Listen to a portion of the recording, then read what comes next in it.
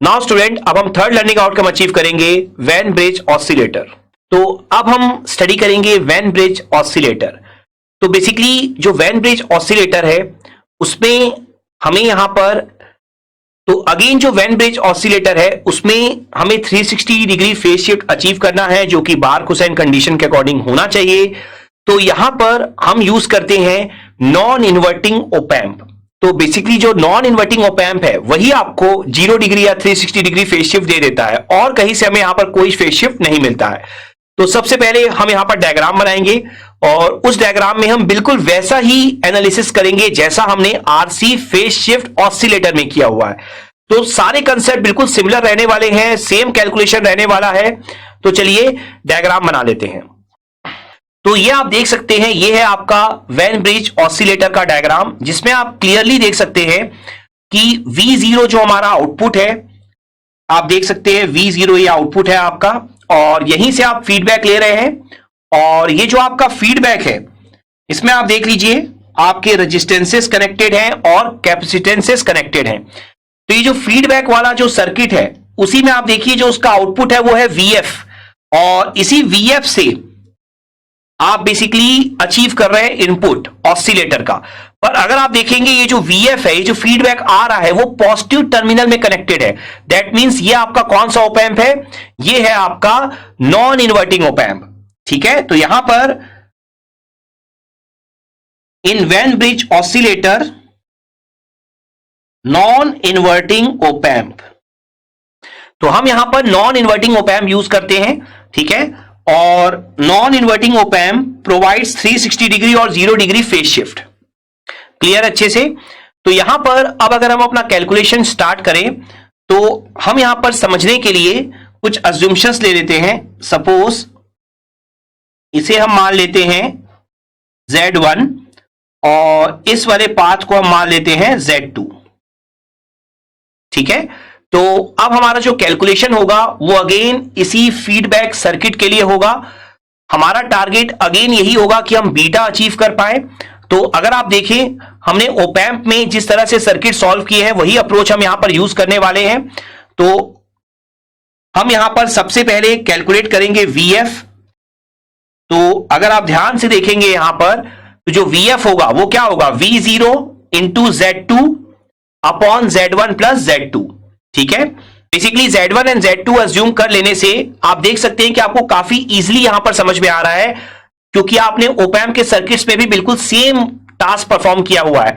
तो आप देख सकते हैं V0 into Z2 upon Z1 plus Z2, ये आपका हो जाएगा VF।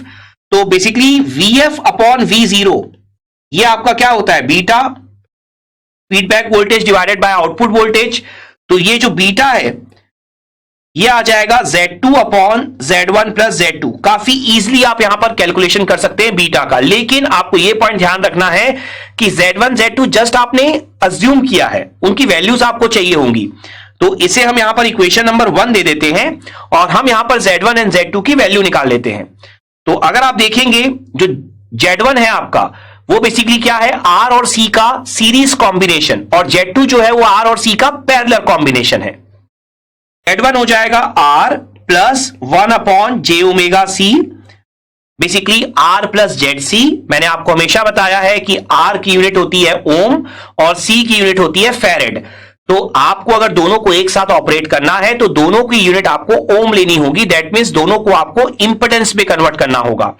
R का इंपेडेंस R ही होता है, C का इंपेडेंस होता है 1 अपॉन J ओमेगा C। तो हमने यहां पर कैलकुलेट कर लिया Z1 R plus 1 upon J omega C। अब अगर हम बात करें Z2 की, तो Z2 हमारा क्या होता है? R और C का पैरेलल कॉम्बिनेशन। तो ये कितना हो जाएगा? R into 1 upon J omega C divided by R plus 1 upon J omega C। Basically parallel combination, अगर Z1 Z2 का पैरेलल कॉम्बिनेशन चाहिए हो तो Z1 into Z2 upon Z1 plus Z2। Solve कर ले इसे तो आप देख सकते हैं 1 upon J omega C cancel कर सकते हैं न्यूमरेटर और डिनोमिनेटर से। तो ये आ जाएगा R upon R J omega C।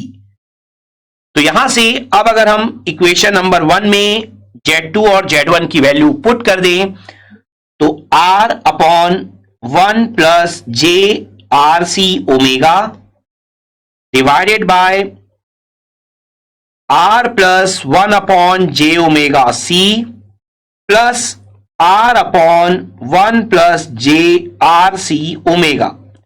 तो हमने यहां पर Z1 और Z2 की वैल्यू पुट कर दी है। अब हमें इसे थोड़ा सा मॉडिफाई करना होगा, थोड़ा सा और कैलकुलेट करना होगा, जिससे हम बीटा को स्टैंडर्ड फॉर्म में लिख सकें, रियल और इमेजिनरी पार्ट बेसिकली हम सेपरेट कर पाए। तो यहां पर अगर हम एलसीएम ले लें ऊपर और नीचे, तो आप देख सकते हैं कि 1 plus J R C omega, ये अगर आप एलसीएम ले लें तो आपका 1 plus J R C omega cancel हो जाएगा। तो बेसिकली हम यहां पर कंसीडर करते हैं R upon 1 plus J R C omega divided by, अब देखिए अगर मैं एलसीएम यहां कंसीडर करने के लिए जाऊं तो टोटल एलसीएम आपको लेना होगा J omega C 1 plus J R C omega. तो यहां पर आप देखिए जो आर है, स्टार्ट में जो आर है उसमें दोनों ही टर्म नहीं है, तो दोनों ही मल्टीप्लाई हो जाएंगे। तो R into J omega C 1 plus J R C omega. इसके अलावा जो आपका 1 वाला टर्म है उसमें 1 plus J R C omega नहीं है, तो वो मल्टीप्लाई हो जाएगा। इसके अलावा जो लास्ट टर्म है आर वाला, आर में आप देख सकते हैं जे ओमेगा सी नहीं है, तो आप क्या लिखेंगे, plus R J omega C. तो यहां से ये टर्म और ये टर्म आपका कैंसिल हो जाएगा, और जो जे ओमेगा सी है वो आपका चला जाएगा न्यूमरेटर में। तो ये मिल जाएगा R J omega C divided by R J omega C 1 plus J R C omega plus 1 plus J R C omega plus R J omega C. यहां पर अगर मैं आर जे ओमेगा सी से न्यूमरेटर और डिनोमिनेटर दोनों को ही divide कर दूं, ठीक है, तो आप देख सकते हैं कितना आ जाएगा, 1 upon R J omega C. देखिए फर्स्ट टर्म में आपको दिखाई दे रहा होगा, तो कितना बचेगा, 1 plus J R C omega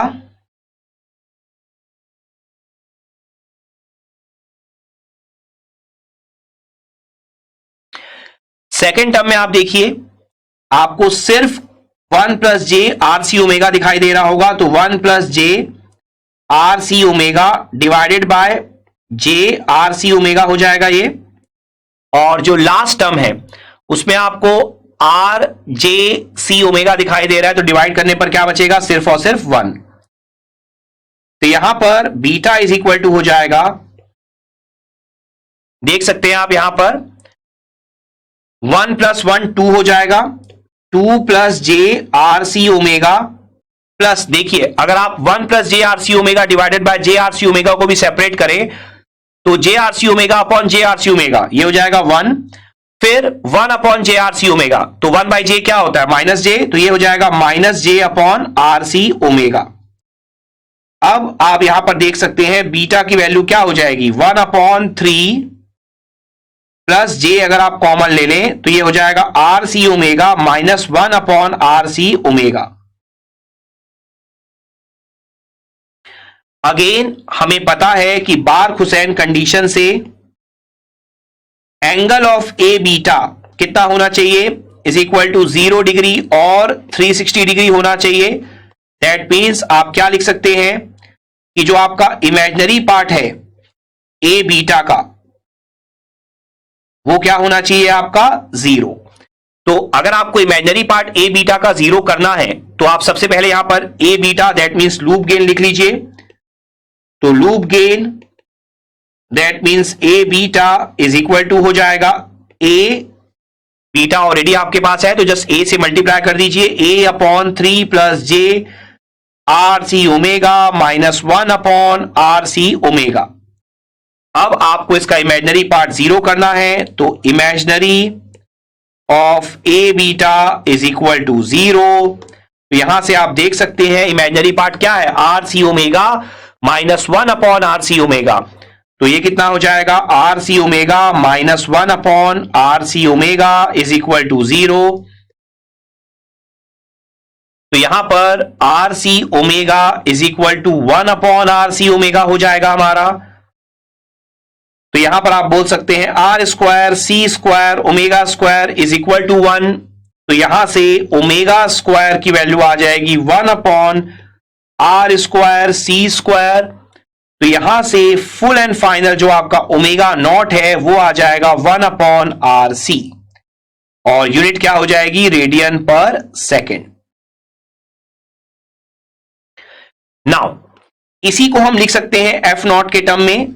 आपको हमेशा यूनिट ध्यान रखनी है कि यूनिट क्या लिखी है। अगर यूनिट हर्ट्स है तो आप लिखेंगे एफ नॉट के टर्म में, और अगर आपकी यूनिट रेडियन पर सेकेंड है तो आप लिखेंगे ओमेगा नॉट के टर्म में। तो हमने यहां पर एफ नॉट ओमेगा नॉट दोनों अचीव कर लिया है, frequency of oscillation in radian per second as well as in hertz. Now अब हमारा टारगेट क्या है, बार्क-हुसैन की सेकंड कंडीशन हमें अप्लाई करनी है, जो कि है mod of A beta should be greater than equal to 1। तो again by Barkhausen's condition mod of A beta should be greater than equal to 1। तो आपको करना क्या है, बेसिकली फ्रीक्वेंसी ऑफ ऑसिलेशन मतलब ओमेगा की वैल्यू पुट कर देनी है ए बीटा में, और मॉड ऑफ ए बीटा को क्या कर देना है, ग्रेटर देन इक्वल टू 1। तो आप देखिए ये जो ए बीटा आया है आपका वो क्या है, A upon 3 plus J R C omega minus 1 upon R C omega. आपको पता है कि बार्क-हुसैन कंडीशन यही है कि इमेजिनरी पार्ट 0 होना चाहिए। तो इमेजिनरी पार्ट 0 होने के बाद आपको मिलेगा क्या, सिर्फ और सिर्फ a बाई 3, ओमेगा का कोई टर्म नहीं मिलेगा। तो ओमेगा की वैल्यू आप पुट भी नहीं करेंगे फिर, तो सिर्फ और सिर्फ आपको मॉड ऑफ ए बीटा कितना मिल जाएगा, a बाय 3। तो यहां से जो आपकी कंडीशन मिलेगी a by 3 should be greater than equal to 1। तो यहां से आप क्या लिखेंगे, a should be greater than equal to 3। तो ये आपकी कंडीशन आ जाएगी बार्क-हुसैन कंडीशन के थ्रू लूप गेन की वैल्यू, लूप गेन की कंडीशन आप बोल सकते हैं। तो loop gain should be greater than equal to 1 होना चाहिए, जिसके कारण जो गेन होगा आपका वो होना चाहिए ग्रेटर देन इक्वल टू 3। तो फ्रीक्वेंसी ऑफ ऑसिलेशन आपकी होनी चाहिए 1 by R C radian per second, या 1 upon 2 pi R C hertz in case of Wien bridge oscillator, and gain value होनी चाहिए ग्रेटर देन इक्वल टू 3। तब आप achieve कर पाएंगे सस्टेन ऑसिलेशन। तो ये जो दो कंडीशन हमने प्रीवियस लेक्चर में स्टडी करी थी, जब हमने बेसिक्स ऑफ ऑसिलेटर स्टडी किए थे, उन्हीं दोनों कंडीशन के थ्रू ही आपको सारी चीजें यहां पर अचीव करनी है। आपको हर एक ऑसिलेटर में फ्रीक्वेंसी ऑफ ऑसिलेशन कैलकुलेट करनी है, साथ ही साथ आपको गेन ए भी कैलकुलेट करना है। तो आई होप आपको ये कैलकुलेशन भी यहां पर बहुत अच्छे से क्लियर हो गया होगा। और ये जो थर्ड लर्निंग आउटकम है वेन ब्रिज ऑसिलेटर, ये भी आपने यहां पर बहुत अच्छे से अचीव कर लिया होगा। Let's have a quick knowledge check.